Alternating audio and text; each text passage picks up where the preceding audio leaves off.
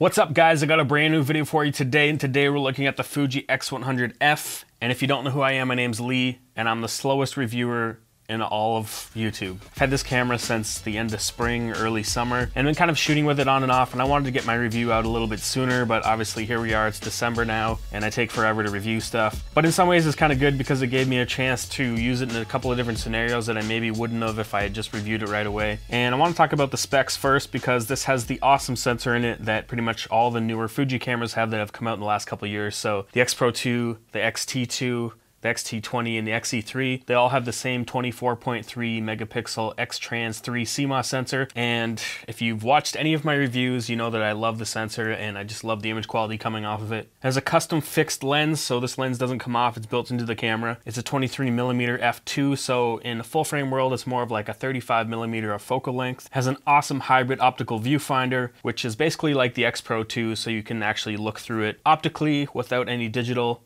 And then you can look through it as an EVF, which is a digital representation of what's coming through the sensor. And then you can do a hybrid view where it's kind of like half optical, half digital, where it kind of pops out the side at the bottom, but we'll talk about that in a bit. It has a 3-inch 1.4 million dot monitor on the back, which is really nice quality, nice and bright. See it outside, no problem, nice and sharp. It has 91 autofocus points with 49 phase detect, but you can expand that up to 325 if you want to. It has a native ISO of 200 to 12,800, and you can expand that down to 100 and up to 51,200. It has continuous shooting of 8 frames per second, and it does 1080p 60 FPS video. Now getting into some of the features, it obviously has Wi-Fi where you control with the app or send files off this to your phone. It has micro HDMI and micro USB. And one other thing that's really cool about this camera is that it has a leaf shutter. And if you don't know what a leaf shutter is, we'll talk about that in a bit later, and also some of the cool things that you can do with a leaf shutter. It also has a built-in ND filter because the max shutter speed on this camera is up to 1/4000th of a second. And I think that's due to the limitation of the leaf shutter. It has a joystick on the back for selecting autofocus points. And as I mentioned before, it has the hybrid optical viewfinder. Anyway, enough about features and specs. You came here to look at image quality because that's the whole reason why you're buying this camera. So let's take a look at some of the image samples.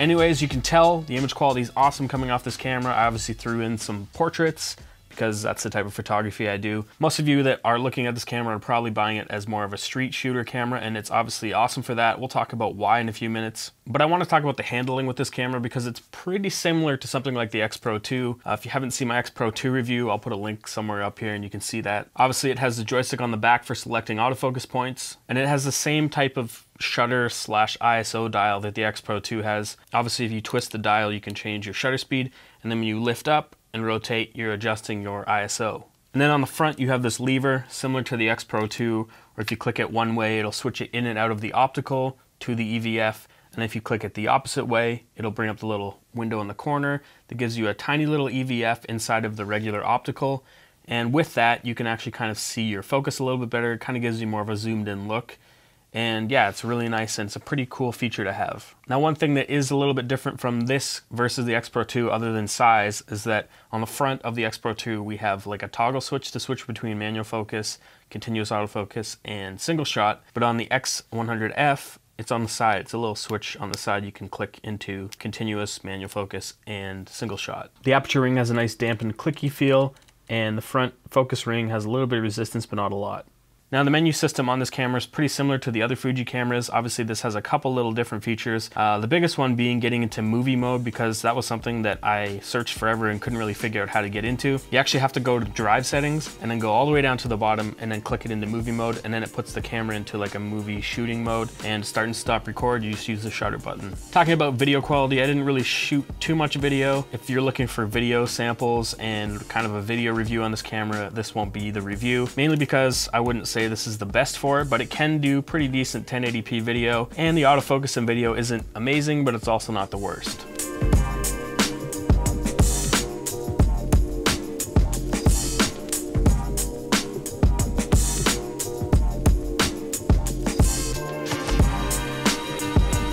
Now getting into autofocus, talking about single point, it's point to point really quick. I would say it's pretty similar to something like the X Pro 2 before I got the firmware update. So it's not insanely fast, but it's also not the worst.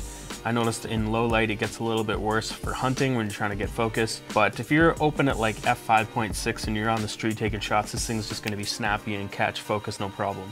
And you also have the option of moving the focus point around with the joystick. Anyway, enough about that. Let's take a look at some tests with autofocus as well as the sound of the autofocus motor.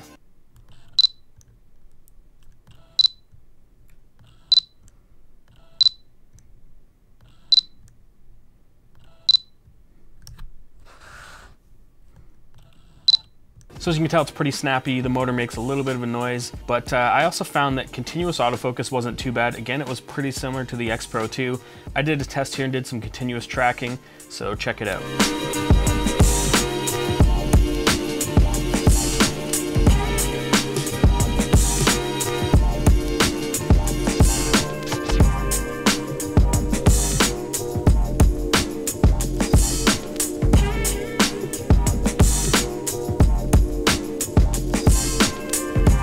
So as you can tell, it does a pretty good job. The buffer isn't huge. I think I got around like 22 to 24 shots before the buffer died out shooting in RAW and JPEG. And this camera does do 8 frames per second continuous shooting, so you can roughly shoot for about 3 to 4 seconds before the buffer fills up. Taking a look at high ISO, I'm not going to spend a lot of time on this just because I have already in the past for the X-T2 and X Pro 2, and it's the exact same sensor.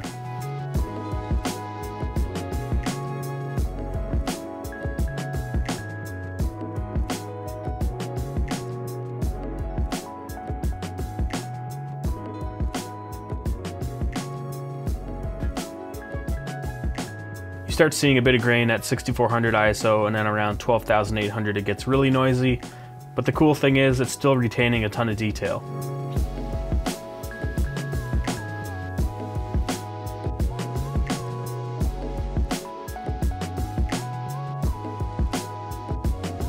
Alright, so we gotta talk about some of the things I don't like, because I have to say the things that I don't like about this camera, because I can't love everything about it. And the first one would be the lens. Now, the lens is pretty awesome at a further distance, but when you start getting up close, especially at f2, it starts to get really soft. And if I was shooting at something within like a foot or something like that, you obviously see that it looks kind of smeary and soft and not really that awesome. But at the same time, if you're shooting at f2 and you're back further, like 5 to 10 feet, it's sharp. So it's kind of weird. There's obviously something optical going on, and I don't think it's my copy. I kind of read on some forums that this lens isn't that awesome at close-up distances, especially at f2. Obviously, if you stop it down to like f4, f5.6, it gets a little bit sharper. But yeah, this camera wouldn't really be the ideal one to do sort of those up close macro type shots. And the next thing that I don't really like, which is maybe a little nitpicky, is that the SD card is in with the battery door, and I don't really like that, especially if it's on a tripod. Having something like coming out the side would be a lot better, but obviously this camera's tiny and there isn't room for it. They maybe could have stuck on this side, but that's just one thing to note. All right, so that brings me to the things I do like.